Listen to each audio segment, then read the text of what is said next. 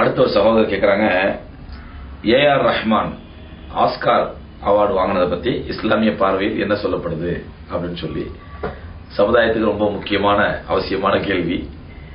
அதாவது ஏஆர் ரஹ்மான் அப்படிங்கிற சகோதரரை பொறுத்தவரும் அவருக்கு அல்லாஹ் ரபுல் ஆலமீன் அவருடைய இந்து மதத்திலிருந்து அவருக்கு அல்லாஹ் ஹிதாயத்தை கொடுத்து இஸ்லாத்தின் பக்கம் அல்லாஹ் வர வச்சிருக்கான். அந்த வகையில் அவர் மிகப்பெரிய பாக்கியம் பெற்றவர். இஸ்லாத்தின் பக்கம் ஈர்க்கப்பட்டு இஸ்லாத்தின் பக்கம் அல்லாஹ் ஹிதாயத்தை கொடுத்துட்டான். அந்த வகையில் ரொம்ப பெரிய நியமத் பாக்கியம் பெற்றவர். அந்த ஏஆர் ரஹ்மான்கிற சகோதரருக்கு என்ன ஒரு துரதிருஷ்டமான விஷயம் சொன்னா, அவருக்கு இஸ்லாம் அறிமுகப்படுத்தப்பட்டதே அந்த கலப்பட இஸ்லாம் தான் அறிமுகப்படுத்தப்பட்டுச்சு.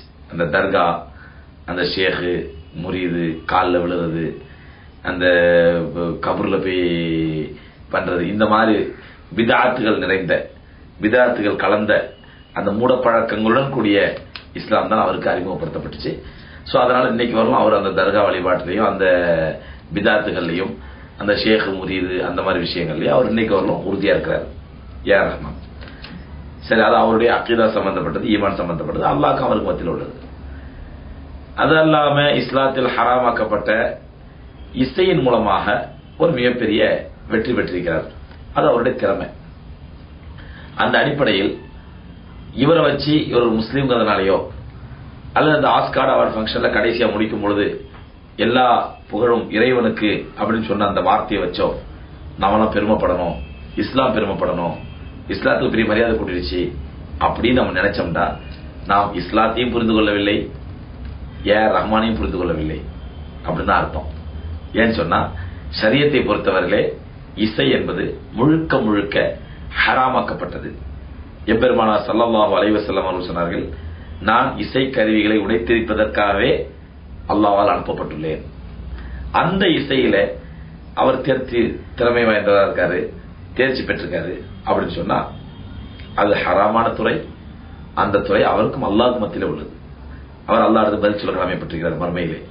நாம் அதுக்காக பெரிய பெருமைப்படணும், பெரிய சந்தோஷப்படணும், மகிழ்ச்சி பண்ணணும் ஒண்ணுமே கிடையாது.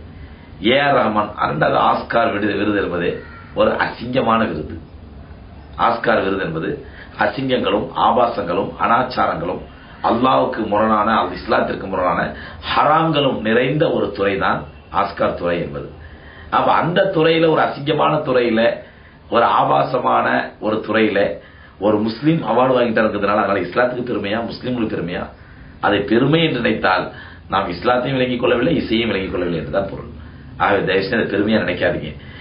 ஆஸ்கார் விருது பெற்ற ஏஆர் ரஹ்மான் ஒரு இந்தியர் என்பதனால் இந்தியா பெருமைப்படலாம். ஆஸ்கார் விருது பெற்ற ஏஆர் ரஹ்மான் ஒரு தமிழர் என்பதனால் தமிழினம் பெருமைப்படலாம். ஆஸ்கார் விருது பெற்ற ஏஆர் ரஹ்மான் ஒரு சென்னை வாசி என்பதனால் சென்னை நகரம் என்றால் பெருமைப்படலாம். ஆனால் ஆஸ்கார் விருது பெற்ற ஏஆர் ரஹ்மான் ஒரு முஸ்லீம் என்பதற்காக முஸ்லிம்களோ இஸ்லாமோ பெருமைப்படுவதற்கு இதுல ஒண்ணுமே கிடையாது, பெருமைப்பட வேண்டிய விஷயமும் கிடையாது. அதனால தயவு செஞ்சு இது பெரிய இஷ்யூ ஆக்கி ஏஆர் ரஹ்மான் அவார்டு வாங்கிட்டாரு நம்மளாம் பெருமைப்படணும் ஒண்ணுமே இல்லை. இது இஸ்லாத்திற்கு எதிராக நீங்க வேலை செய்றீங்கன்னு அர்த்தம். அதனால அவர் அவார்டு அவருக்கு அல்லாஹ் மத்தியில விட்டுருவோம். அவருக்கு அல்லாஹ் ஹிதாயத்தை கொடுத்த ரப்புல் ஆலமீன், இஸ்லாத்திற்கு வெளியே இருந்து இஸ்லாத்துக்கு உள்ள வரதுக்கு அவர் ஹிதாயத்தை கொடுத்த ரப்புல் ஆலமீன் சரியான இஸ்லாத்தை அவர் கற்றுக் கொடுப்பதற்கும் முறையான இஸ்லாத்தை அவர் கற்று உண்மையான முஸ்லீமாக வாழ்வதற்கும் நாம் அவருக்காக துஆ செய்வோம்.